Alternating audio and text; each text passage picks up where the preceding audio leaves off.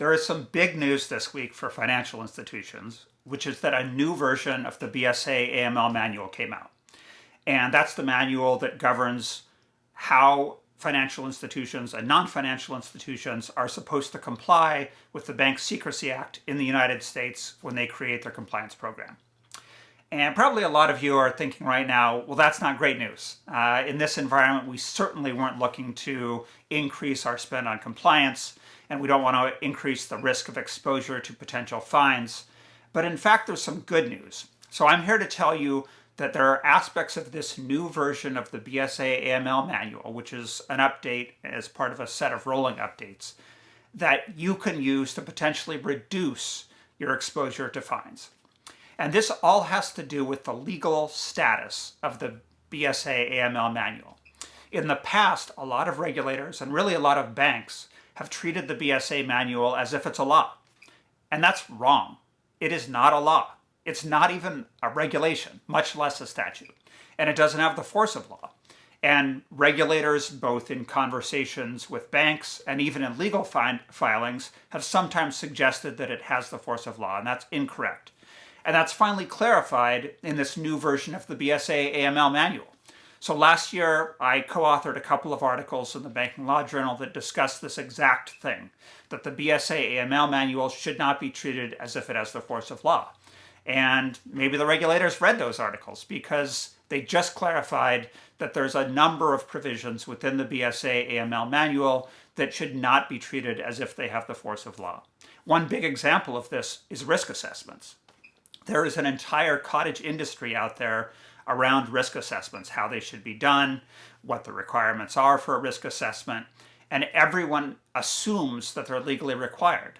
Well, the new version of the BSA AML manual clarifies they're not. There is no law requiring a bank to have a risk assessment.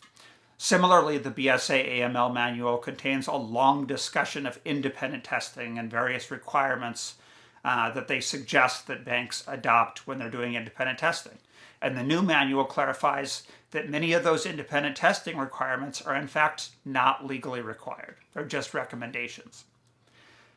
So you might be thinking, well, that's great, I can just throw the manual out, but you should not do that.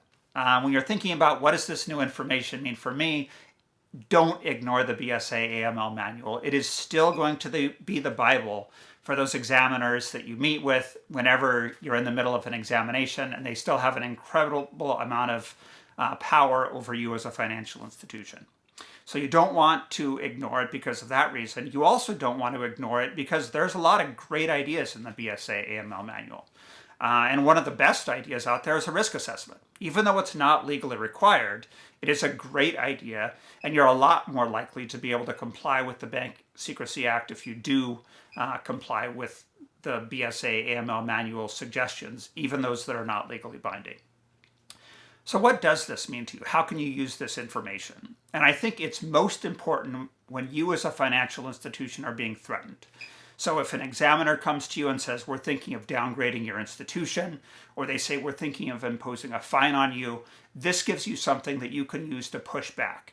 If an examiner waves the BSA AML manual in your face and says, you violated this manual, you violated the law, you need to keep in mind that a lot of what's in that manual isn't legally required. And they can't write you up for a violation of law because you adopted a BSA AML program that is different than the recommendations that are in the BSA AML manual.